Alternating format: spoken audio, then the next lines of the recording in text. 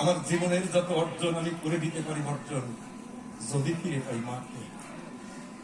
আমার সমস্ত অর্জন আমি বর্জন করে দেবো যদি আমার মাকে ফিরে পাই। আমার যত অর্থবিত্ত আমি সব ত্যাগ করে দিতে চাই, আমার যা আছে আমি সব বিলিয়ে দিতে চাই, যদি তোমরা কেউ পারো আমার মাকে এনে দাও। এই জগতে যদি কারো বাবা মারা যায়, সবাই বলে আমার অর্থবিত্ত টাকা করি যা আছে আমি দিয়ে দেব, আমার মাথার উপরে বট বৃক্ষের ছায়াটা তোমরা যদি কেউ এনে দিতে পারো এনে দাও। বাবা রে, এই জগতে বাবা মায়ের মতো আপন আর কেউ নাই।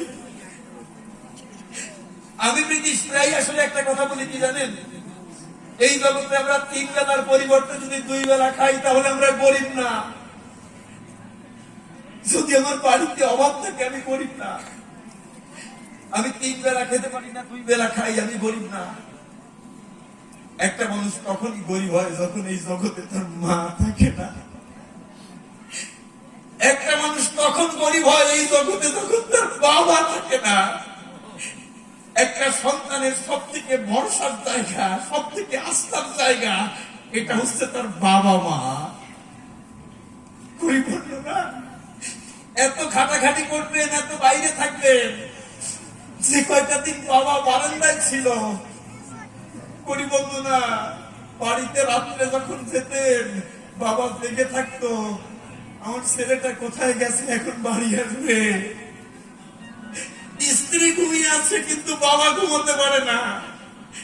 স্ত্রী ঘুমিয়ে আছে, সন্তান ঘুমিয়ে আছে কিন্তু মা ঘুমোতে পারে না। আমার ছেলেটা বাইরে গেছে, ও ফিরে আসবে না জানি, ও যখন ডাকবে দরজাটা খুলতে হবে, বৌমা তো ঘুমিয়ে গেছে কিন্তু আমি তো ঘুমোতে পারি না। বাবা মা দুইজনে বারান্দার এক কোণে বসে থাকে সন্তানের মঙ্গল কামনায়। ছেলেটা আসলে যখন ছেলেটা বাড়ি আসে, যখন মা বলে বাবা বলে ডাক দেয়, একবার ডাক দেওয়ার সঙ্গে সঙ্গে খুলে বলি কাব্য সঙ্গে, বাবা তখন দরজাটা খুলে ডাক দিয়ে বলে, খোকা এসেছিস? এসেছিস খোকা বাড়িতে? তোর জন্য অপেক্ষা করে বসে আছি। পরিবর্ণ না, এই জন্য আমি বলি এই সম্পর্কের মানুষগুলো চলে গেলে জীবনে আর সেই সংসারে সুখ থাকে না।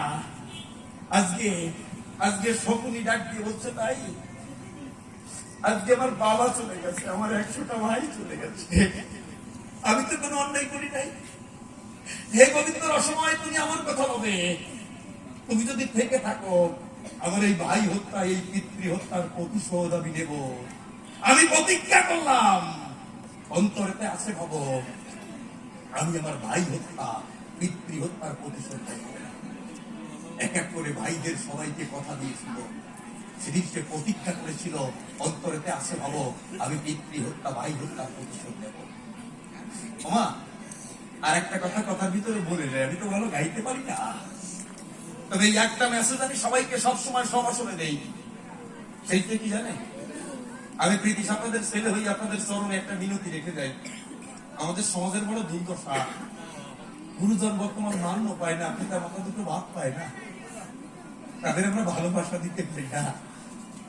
বাঁচতে দিলাম না ঢ্যাপের বই, মল্লি দেবু 10 মন দই, শ্রাদ্ধের পরে হাজার হাজার টাকা খরচ করে কত কি পরিবর্তন না, ওইটা দিয়ে কোনো গাছ জল খাবে না, ও খালি খালি দেওয়া। তারপর আবার কথা বলবেন জীবন দশায় পিতা মাতাকে একটু ভক্তি শ্রদ্ধা করবেন। কবি গান শুনে, কালী পূজা দিয়ে, মতো মহোৎসব দিয়ে কি পাবেন কি পাবেন না আমি জানি না, যে কয়েকদিন পিতা মাতা বেঁচে আছে একটু ভক্তি শ্রদ্ধা করবেন, আমার মনে হয় আপনি কিছু না কিছু পাবেন। ইসলামের ভিতরে গেলে দেখা যায় কসাইজি লাল মায়ের চরণ সেবা করে বেহেশতবাসী হয়েছিল। মায়ের চরণ সেবা করে বেহেশতবাসী হয়েছিল, ঠিক কিনা বলেন? মাকে ভক্তি করে সে বেহেশতের দ্বার প্রান্তে পৌঁছে গেছিল। মুসা নবীর সঙ্গে কিন্তু সে বেহেশত লাভ করেছিল। পরিবর্তন না, এই জন্য হিন্দু মুসলমান সবাইকে একটা মেসেজ দিয়ে যাই। 15 বছর পরে গান গাওয়ার সুযোগ পেয়েছি, আবার হাজার ঠাকুর কবে আনবে জানি না, তবে আপনারা আমার কথা বলবেন, আমি গান গাইতে পারি না, আশীর্বাদ করবেন। আজ হয়তো আপনাদের মনোরঞ্জন করতে পারবো না, তবে আপনাদের আশীর্বাদ যদি থাকে তা একদিন ব্রিটিশ সরকার হবে, একদিন ব্রিটিশ গান শুনিয়ে মানুষকে আনন্দ দেবে। এই আশীর্বাদটুকু করবেন। আর সঙ্গে সঙ্গে এই ছোট ভাইয়ের চোখের জল দিয়ে, আপনাদের চরণে আমার চোখের জলটা দিয়ে আমি একটা প্রার্থনা আপনাদের করে যাই, সেটা কি জানেন? জীবদ্দশায় পিতা মাতার সাথে একটু ভক্তি শ্রদ্ধা করে দেখেন, বড় আনন্দ আছে রে। বড় আনন্দ আছে, ওটা চলে গেলে আর পাওয়া যায় না। একটু অন্যদিকে চলে গেছিলাম, কিছু মনে করা যাবে না। যাক, আমি যেখানে ছিলাম প্রতিজ্ঞা করলো অন্তরেতে আছে ভাবো আমি ওর বংশটাকে নির্বংশ করবো। এইবার কি হলো, ঘুরে বলি আপনাদিকে ঠাই, যখন একটা ভূমিকম্প হলো, ওখান থেকে যখন ওই গুহার উপর থেকে যখন ওই মুখ থেকে যখন ওই পাথরটা সরে গেল, তখন দুর্যোধন মনে মনে চিন্তা করছে, মনে এতদিনে মনে হয় সবাই মারা গেছে। ওইখানে যখন এলো, এসে দেখতে পায় একমাত্র শকুনি বেঁচে আছে। শকুনিকে ডাকতে বলছে, মামা তুমি আমার কথা নেবে, তোমার তো বাড়িতে কেউ নাই, তুমি আমার কথা নেও, সমস্ত অপরাধ যা কিছু হয়েছে তুমি আমার বাড়িতে চলো, আমার বাড়িতে কাল কাটাও।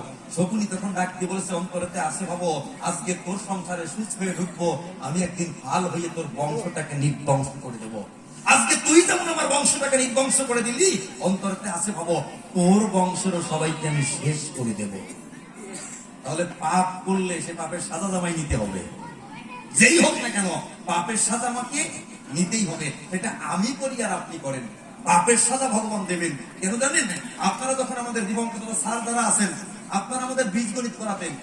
বীজগণিতে আমরা কি দেখি, মাইনাসে মাইনাসে প্লাস হয়, প্লাসে মাইনাসে মাইনাস হয়। এটা আমরা সবাই জানি যে মাইনাসে মাইনাসে প্লাস, প্লাসে মাইনাসে মাইনাস। তাহলে কিন্তু পরিবর্তনা এই আপনাদের পাপ পুণ্যের আমাদের বিচারটা যখন হবে, ওখানে কোনো প্লাস মাইনাস চলে না। আমি ব্রিটিশ মনে করেন যে আমি 50% ভালো কাজ করলাম, 49% খারাপ কাজ করলাম, তাহলে বিয়োগ যদি করি তাহলে 2% ভালো কাজ, খারাপ কাজে কাটি গেল 2% ভালো কাজ, আমি স্বর্গে যাবো না? না, শাস্ত্রে তো বলে না। আমি যদি অন্যায় করি, অন্যায়ের সাজা আমার ভোগ করতে হবে, আর যতটুকু পুণ্য করব ওই পুণ্যের জন্য আমার সেই গোবিন্দের কাছে যাবো। তাহলে ওখানে কোনো প্লাস মাইনাস নাই, কাটাকাটি নাই, যতটুকানি করবো ততটুকানি আমার পেতে হবে। তাই কুরুক্ষেত্রের যুদ্ধটা ওরা যেমন কর্ম করেছিল সেই কর্মের ফলদাতা হয়ে কৃষ্ণ ফল দিয়েছে। কৃষ্ণ যুদ্ধটা বাধাই নাই, আর কৃষ্ণ যুদ্ধটা ছাড়াতেও যায় নাই। কেন যায় নাই? এই যুদ্ধটা হবে, এটা ধর্মযুদ্ধ, এই যুদ্ধের প্রয়োজন ছিল। যুদ্ধের পরে শান্তি হয়, ওই যুদ্ধ যদি না হতো শান্তি হতো না। ডাক দিয়ে বলছে, তুমি আমার কথা হবে? ও কৃষ্ণ, অর্জুনকে তুমি কেন বললে তুমি যদি যুদ্ধে জয়ী হও তুমি কি করবে? তুমি রাজা হবে, আর মারা গেলে স্বর্গ পাবে। তুমি কেন এই প্রলোভন দেখালে? ওরে আমি প্রলোভন দেখাই নাই, আমাকে দেখাতে বাধ্য করা হয়েছে। কেন জানো? অর্জুনকে যদি ওই কথাটা না বলি, ওখানে অর্জুন যুদ্ধ করে না। আর অর্জুন যদি যুদ্ধ না করে, পূর্বে কিন্তু অর্জুন আমার কাছ থেকে চেয়ে নিয়েছিল যুদ্ধ, সেটা হয় না। বোঝেন কথাটা? যা কিছু ঘটবে, চিন্তা দেবী চিন্তা করো মিশে, যা কিছু ঘটে সব ঈশ্বরের ইচ্ছে। ভাবছো বসে চলবে কিসে, তুমি ভাববার কে? ভাববার যিনি ভাবছেন তিনি, তুমি ভাবো তাকে। এই যে অর্জুনকে দিয়ে আমি যুদ্ধ করালাম, কেন করালাম? অর্জুন যুদ্ধটা আমার কাছ থেকে চেয়ে নিয়েছিল। কখন চেয়ে নিয়েছিল? ত্রেতা যুগের কথা দিতে হবে বক্তৃতা, আপনাদেরকে জানা আছে। তাই রামচন্দ্র যখন 14 বছরের জন্য বনবাসী হয়, বনবাসী যখন হলো, লঙ্কার দুষ্ট রাবণ সীতাকে করেছিল হরণ, যখন নিয়ে গিয়েছিল লঙ্কায়, যখন নিয়ে গেল, সুগ্রীবের সঙ্গে মিতালি হলো, সুগ্রীবের সঙ্গে মিতালি করে সুরাবান মেরে বালিকে বধ করেছিল।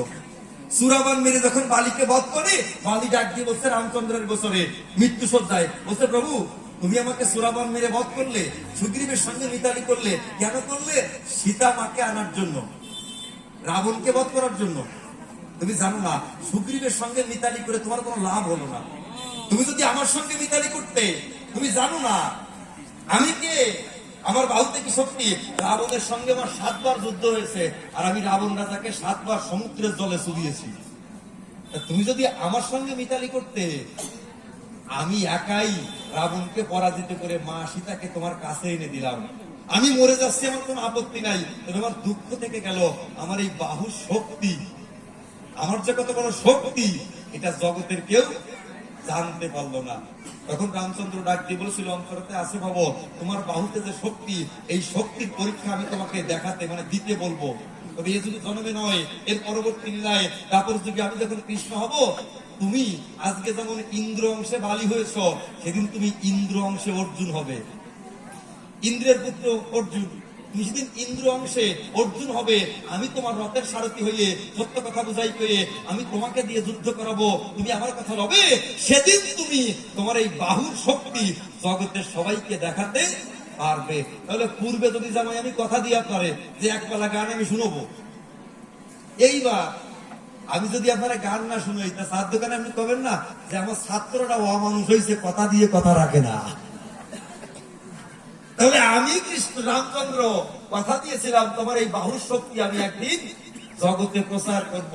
এই ওই কথা দিয়েছিলাম বিধায় এই জন্মে এসে আমি ওই ইন্দ্র অংশে তোমাকে অর্জুন বানালাম, ওকে অর্জুন বানালাম। অর্জুন রথের সারথি হয়ে আমি তাকে দিয়ে যুদ্ধ করলাম। যদি যুদ্ধ আমি তাকে দিয়ে না করাই, তাকে যদি আমি ওই বাহুর শক্তি না দেখাতে দেই, তাহলে আমার অকল্যাণ হয়। তো সবাই বলবো যে ভগবান কথা দিয়ে কথা রাখে না। এই কারণে আমি যুদ্ধটা করিয়েছিলাম। আর একটা কথা শোনেন, সবশেষ কথাটা কি জানেন? কুরুক্ষেত্রের যুদ্ধ হবে, ওটা হতে বাধ্য। কেন বাধ্য? ওটা ধর্ম যুদ্ধ। অধর্ম যখন বেড়ে যায় তখন কি, যখন পাপ বেড়ে যায় তখন ধর্ম সংস্থাপন করার জন্য ভগবান আসে। গীতায় ভগবান নিজেই বলছে যে যদা যদা হি ধর্মস্য গ্লানি ভবতি ভারত অভ্যুত্থানম অধর্মস্য তদপ্রবংসিতম মহম পরিত্রাণায় সাধুনাং বিনাশায় চ দুষ্কৃতাম ধর্ম সংস্থাপনার্থায় সম্ভবমি যুগে যুগে। পৃথিবীতে যখন ধর্মের গ্লানি হবে হবে, তখন আমি শরীর ধারণ করে অবতীর্ণ হব। এই যুগে যুগে যুদ্ধ চলছে, এই যুদ্ধ চলবে।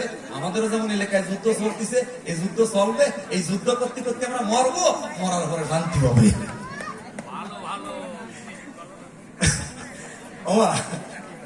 আমাকে যুদ্ধ চলবে মাগো, যুদ্ধ চলতে চলতে কাছাতি কাছাতি প্রায় কাছাই নিয়ে আইছি, বুঝলেন? মানে আমরা ভাবতেছি কি, ওরে ব্রিটিশরা যদি কেউ রাস্তার পরে অপমান করে, ও করুক কে, ও তোমাকে বিরোধী। কি ভাই, আমার বাইরে যদি কেউ অপমান করে, ওরা বলতেছে ওরে ও তো ঈদের লোক, ওরে অপমান করেছে তা আমাকে কি। কিন্তু একটা জিনিস ভাবি না, ওরে ঈদের লোক আর ইসেমতির লোক আমরা কিন্তু একই জায়গার লোক। ঈদের লোকরা অপমান করলে ইসেমতির লোককে অপমানিত হয় না? আজকে ঈদের লোকরা অপমান করলে কালকে ইসেমতির লোকরা অপমান করবে, তাই তো নাকি? বলে বলি আপনাদের চাই, আমাকে হিন্দুকে যে অবস্থা বিরায় কাছাই গেছি বাবা। আর বেশি দেরি নাই, এই সমস্ত পন্ডিত দেশের কিছুদিন থাকে মনে আর কিছু হবে না। আমি আমার ইসেমতির কথা করছি না, কিন্তু সারা দেশের কথা করছি। আমাকে সারা পৃথিবী সারা দেশের হিন্দুকে কথা করছি। যাক, এইবার ডাক দিয়ে বলছে তুমি বলছো তুমি কর্মে লিপ্ত হও না। তুমি বললে অর্জুন তুমি যুদ্ধ করো, এই বাং ছাড়ো ওই বাং ছাড়ো, এটা কি তোমার কর্ম না? ওরে না, গীতার ভিতর কর্ম কোনটা? যে ব্যক্তি কর্ম করছে, কর্মে যদি সে লিপ্ত না হয়, ফল আকাঙ্ক্ষা যদি সে না করে, ওটা হচ্ছে নিষ্কাম কর্ম। ওই কর্মটা কৃষ্ণ করে, কৃষ্ণ ফলের আশা করে কর্ম করে না। আর তোমরা যারা করো, তোমরা ফলের আশা করে কর্ম করো। এই জন্য উত্তম কর্ম সেইটাই কর্ম যে কর্ম আমি করছি, যে কর্মে আমার ফলের কোনো আশা নাই। যে কয়েকটা প্রশ্ন ছিল জবাব হয়ে গেছে। আপনারা কি চলে যাবেন নাকি?